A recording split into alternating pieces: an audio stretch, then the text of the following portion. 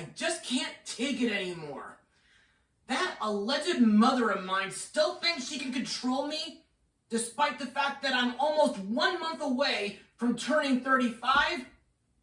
Well, since she's had my hair chopped up, it's time for a new look with a dash of blue.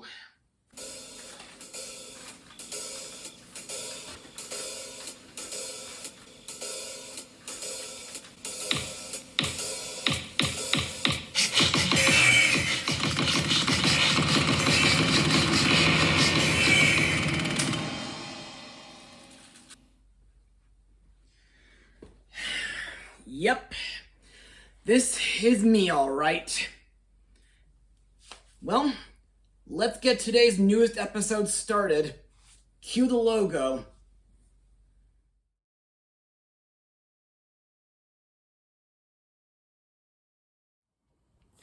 Hey everyone, I'm Joshua Orro, the Mustang Prince, and welcome to Mustang Prince Orro Reports.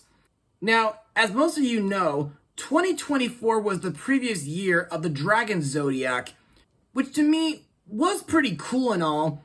Plus, a couple months ago, back in June of this year, I had another online meeting with Animation Lookback's Matt Brunet, aka Animat, courtesy of the Orange County Asperger Support Group. But unlike the first time, where we discussed the animated films of 2025, my third meeting with Matt was a discussion regarding cartoon dragons, which included the Disney dragons, dragon movies, dragon TV shows, dragon anime, and more. Also, over the years, while blogging on Mustang Prince Orro Reports, I got to mention several dragon characters. For example, there were the villain dragons like Smaug from Rankin Bass's The Hobbit, villains that could transform into dragons like Maleficent from Sleeping Beauty, Madame Mim from The Sword and the Stone, Lord Malice from Happily Ever After, Queen Ludmilla from Bartok the Magnificent, Queen Nerissa from Enchanted, and Bellbottom from Minions The Rise of Gru.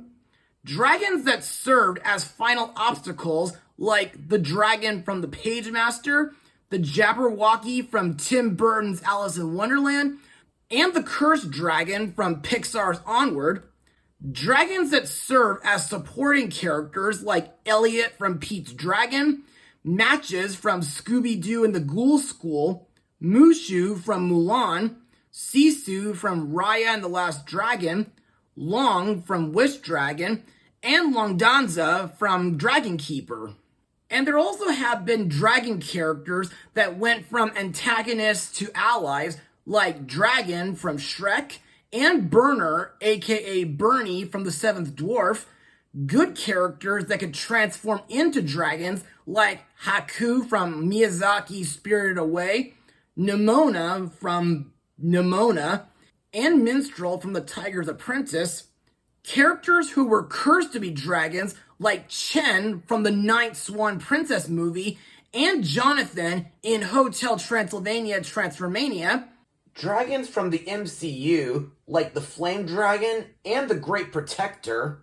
And dragons from television, like the ones from Sophia the First, My Little Pony, and of course, Pokemon. But one of the most famous films that centers on dragons is Dreamworks' How to Train Your Dragon. Man, I can't believe it's been about 15 years since Chris Sanders and Dean DeBlois put this franchise together, and we should all thank Cressida Cowell for giving us the How to Train Your Dragon book series, which without, we wouldn't have this legendary animated film. And over the years, since 2010, How to Train Your Dragon has spawned 2 sequels, both of which I've already blogged, 2 Christmas specials, a 26-minute long animated short, 3 TV shows, and a video game.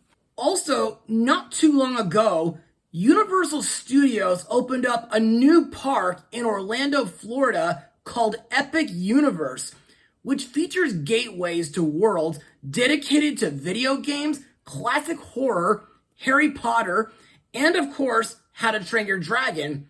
And by looking at several videos on YouTube, the Isle of Berk looks absolutely amazing. And I really hope to experience it someday. Maybe with YMCA's New Horizons if I'm lucky. Anyway, during the same time, Dreamworks gave us a live-action retelling of How to Train Your Dragon. But you may be asking, how does it compare to its animated counterpart? Well, let's find out. Released on June 13th, 2025, the movie is, well, How to Train Your Dragon. Now, on for the plot of the movie. On the rugged Isle of Berk, a Viking boy named Hiccup defies centuries of tradition by befriending a night fury dragon named Toothless. However, when an ancient threat emerges that endangers both species, Hiccup's friendship with Toothless becomes the key to forging a new future. Together, they must navigate the delicate path towards peace, soaring beyond the boundaries of their worlds and redefining what it means to be a hero and a leader. So, what do I think of this? Well, in my opinion, despite the fact that I was a bit skeptical upon hearing about it last year, after seeing it twice in theaters, this remake actually surprised me. And yes, I enjoy it. And to further explain why, let's move on to Mustang notes. In February 2023, it was reported that a live-action adaptation of DreamWorks Animation's 2010 How to Train Your Dragon film, which was loosely based on Cressida Cowell's eponymous book series, was in development at Universal Studios, with Dean DeBlois directing, writing, and producing the film after previously writing and directing the animated entries, and Mark Platt and Adam Siegel joining as co-producers. DeBlois only accepted to direct the adaptation on the condition that he had full creative control. In November 2024, Forbes reported that Universal had spent over $50 million on pre-production for the film. Principal photography was originally scheduled to begin in July 2023 in Belfast, North Ireland, before it was postponed due to the 2023 SAG-AFTRA strike. After the strike concluded, screen tests were set for December 2023, with plans to begin production in mid to late January 2024. Filming began on January 15th, 2024, and wrapped up on May 16th. Bill Pope served as the cinematographer. Fun fact, Dean DeBlois originally contacted Roger Deakins, who served as a visual consultant on the animated films, about working on the live-action film, but Deakins declined, and he recommended Pope to DeBlois. Production was done with heavy use of practical sets and was filmed with the IMAX format in mind. Many scenes from the original film were recreated shot for shot in live-action form, notably Hiccup's first encounter with Toothless. Tind Holmer and Dranganir of the Faroe Islands, which served as inspiration for Berk in the animated film, were used as the filming locations for some of the flight scenes. Framestore is the sole visual effects company working on the movie, splitting the work across the company's studios in London, Melbourne, Montreal, and Mumbai. Christian Mons served as the production VFX supervisor. To drive authentic performances between the cast and their dragons, and to inform the work of the visual effects teams animating the dragons in post-production, puppets were used on set. Tom Wilton led a team of puppeteers whose on-set performances meant the cameraman could frame where the dragons would be while the actors had something to act against. The Framestore visual effects animation team also programmed 8-axis gimbals, which were saddled up for the actors to ride, with each of the dragons' heads attached during flight scenes. The gimbals allowed each rider to give performances unique to their dragon's flight cycle. Now, I must be honest, when I first heard about this remake last year, I felt a bit skeptical due to me sensing that Dreamworks was trying to cash in on Disney again, like they have been doing with films like Ants, Shark Tale, Madagascar, and Ruby Gillman Teenage Kraken. In the case of this movie, Disney's live-action remakes. But I still stepped up and gave it a chance, not once, but twice in theaters back in June. And like I said, after seeing it, I was actually surprised. Also, I managed to get this collector card from my Regal app, which to me was absolutely awesome. Anyway, in my opinion, I think the cinematography is absolutely breathtaking, and I think Dean DeBlois did a great job bringing the animated How to Train Your Dragon to life in live action. Also, I think the dragons in this remake look really amazing, and the fact that they're portrayed as more dangerous, kind of like the dinosaurs in the Jurassic World movies. And I think the flight sequences are a lot more impactful. Also, ever since 2010, I found it really interesting that there are 7 different dragon classes, which include the Boulder class, the Mystery class, the Sharp class, the Stoker class, the Strike class, the Title class, and the Tracker class. Plus, one of my favorite scenes in this movie is the flying romance scene, which, ever since 2010, has been compared to similar scenes from Aladdin and Don Bluth's Thumbelina, and I thought the final battle with the Red Death was absolutely thrilling and epic. However, while largely a faithful remake to the 2010 film, the 2025 film includes some subtle plot alterations and scene extensions. For example, there are some slightly longer scenes for character interactions and exploring relationships. There's a longer scene where Stoic rallies the troops, emphasizing legacy instead of threatening them with Hiccup's supervision. There's a scene showing a failed assault on the dragon's nest in the fog, which was only implied in the animated version. Valka's supposed death is a more explicit motivation for Stoic and Hiccup's dragon hunting drive. Astrid is given a more defined backstory and motivation, aspiring to be chief and feeling frustrated by Hiccup's perceived ease of life, and that she's depicted as more of an active combatant against dragons, leading a fire brigade before she understands said dragons. And lastly, this remake skips the scene where Hiccup befriends other smaller dragons after his successful flight with Toothless, which also means that Hiccup doesn't learn the Red Death's weakness in the same way. Also, the movie is described as having a darker and more grounded tone, and there are some emotional moments and arguments that are portrayed a lot more intense. However, the core story remains the same, focusing on the bond between Hiccup and Toothless and how it changes the Vikings' relationship with dragons. And now, let's move on to the film's cast. Our main protagonist, Hiccup, is played by Mason Thames, whom was in Monster Summer and The Black Phone, which will be getting a sequel later this year.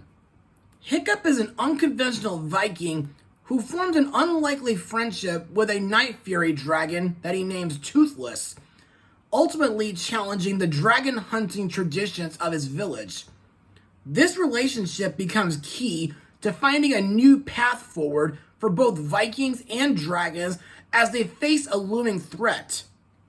To me, This remake's version of Hiccup shares a strong resemblance to his 2010 animated counterpart in terms of his core personality and storyline.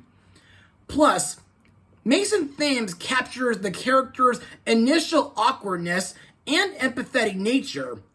Also, like his animated counterpart, he's presented as an intellectual and an inventor who doesn't fit the typical Viking mold. Plus, he's still driven by the desire to prove himself and challenges the ingrained hatred towards the dragons in his village. However, there are some subtle shifts presented in the live-action portrayal, like the fact that he's not as intensely nerdy as his animated counterpart. Next is his dad, Stoic the Vast, the chieftain of Burke, played by Gerard Butler, whom I remember from Dracula 2000, Nim's Island, 300, and the 2004 Phantom of the Opera movie. In my eyes, the idea of Gerard Butler reprising his role as Stoic is not just awesome, but it's also pretty similar to James Earl Jones reprising his role as Mufasa in the 2019 Lion King remake. Plus, Butler's portrayal as Stoic has been described as embodying the character's strength and devotion to his people, while also showcasing his struggle to connect with his son. By the way, did you guys know that Gerard Butler wore a 90-pound costume to achieve an epic Viking look and feel? Well, to me, that sounds both cool and very difficult. Also, while maintaining the core relationship, the live-action version potentially delves deeper into Stoic's complexities and leadership qualities. Plus, Butler's physical and on-screen presence allows for a more nuanced portrayal of these elements, including expanded leadership and focus on Burke's multicultural origins. However, there's one little nitpick that I have with Stoic. Like in the 2010 version, I don't like the fact that he doesn't believe in his own son at times. And there are a couple scenes where he gestures to all of him. Our next character is Hiccup's love interest, Astrid, played by Nico Parker, whom was Millie in Tim Burton's Dumbo. Now, for several years now, I felt that Astrid was pretty similar to Tigress from the Kung Fu Panda films due to her being a no-nonsense tough girl who softens up after learning about Hiccup's friendship with Toothless. Anyway, I understand that several folks have been having some issues with Nico Parker's portrayal as Astrid due to her hair and her eyes being different from her animated counterpart. However, according to director Dean DeBlois, we chose actors who best embody the spirit and personality of the characters, acknowledging that the live-action tribe's descendants originated from various cultures. Also, Nico Parker said she hopes viewers can find something they love about the new version and that she doesn't care about the opinions of those who dislike inclusivity. As for my thoughts, well, to me, Nico Parker does a fantastic performance as Astrid due to her tough and badass nature and her excellent stunt work. The rest of the dragon fighting students are as follows. Snotlout, played by Gabriel Howard, Fishlegs, played by Julian Dennison, and Roughnut and Toughnut, played by Bronwyn James and Harry Treveldwyn, respectively. In my eyes, these guys are slightly similar but different compared to their animated counterparts. For example, Snotlout is still cocky, arrogant, and he exhibits a rivalry with Hiccup. But what makes him different is that his actions are driven by a desire to impress his father Spitlout and avoid being perceived as a disappointment. Fishlegs shares a deep love for and obsession with dragons, possessing an encyclopedia knowledge of their various species, and the twins, Rough Nut and Tough Nut, are the typical bickering siblings who in this version are portrayed older than the other teens due to them being previously failed dragon training multiple times, and the fact that they emphasize their underlying loyalty and care for one another a lot more subtly. The last character to talk about is Gobber, Burke's blacksmith and Stoic's best friend and advisor, played by Nick Frost, whom I remember from the infamous Huntsman films, along with Penelope, 2008's Wild Child, and The Adventures of Tintin. To me, Frost's portrayal of Gobber is described as bringing humor to the character, who is known for his crassness, but also for delivering words of wisdom. Plus, Frost's version of the character features a missing left leg, which mirrors the actor's own recent knee replacement. Gee whiz. Now that sounds worse than a giant cell tumor causing a golf ball-sized hole in my femur. Anyway, let's move on to final words. Overall, the 2025 How to Train Your Dragon film, despite a couple nitpicks, is an excellent movie. It has amazing cinematography, the dragons are portrayed excellently and very faithfully to their 2010 counterparts. The actors do a fantastic job bringing their characters to life, especially with Gerard Butler reprising his role as Stoic. And I think the action is very epic and nostalgic. Lastly, we should all thank Dean DeBlois for directing and writing the script for this remake, and the musical score by John Powell is absolutely awesome. Also to note, because this movie was so successful in theaters, I hear there's going to be a sequel in 2027. So, if you folks are fans of Dreamworks' How to Train Your Dragon franchise, then be sure to give this movie a watch. And I just hope that I can go back to Florida someday so that I can give Universal's Epic Universe a visit and experience the Isle of Burke myself. As for my rating, I'll give it a 95% out of 100. Well, that's all for... I wonder who that could be.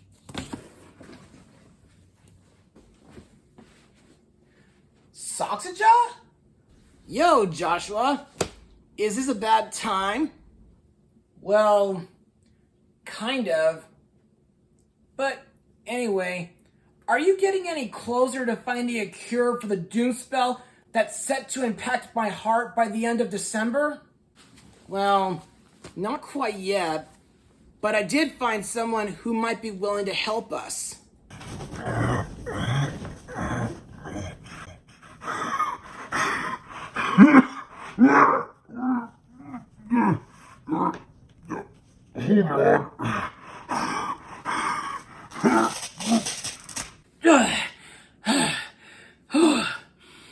I can't breathe in this thing. So, who are you exactly? Oh yes, I'm sorry. Where are my manners? My name is Joshua 2307 from the Multiverse. So, in other words, a multiverse version of me? Precisely. But anyway, you can call me 307. It's easier. So, 307, what brings you into my territory anyway? Well, Joshua, 307 hopes to assist me and the Robo-Doctor while searching for your cure. That's right. And like Soxaja, I have been detecting your pain, and I hope to give you, well, a pointer regarding your future episodes. You see, due to what you've been going through, and the fact that you'll be flying to Europe again in a couple weeks, I think you should, cut down on blogging live action films for the time being. But why? Well, let me ask you. Were there any films that you blogged lately that took a long time to put together? Well, to be honest, yeah, there's Bye Bye Birdie, The Velveteen Rabbit, Mary Poppins, Sonic 3, even The Social Network. But why do you ask? Well, you see, the reason why those films took so long for you to put together as a blog were mainly due to them being in live action, while the animated ones were much easier for you to work with, along with recent blogs like Mummies and Back to the Outback.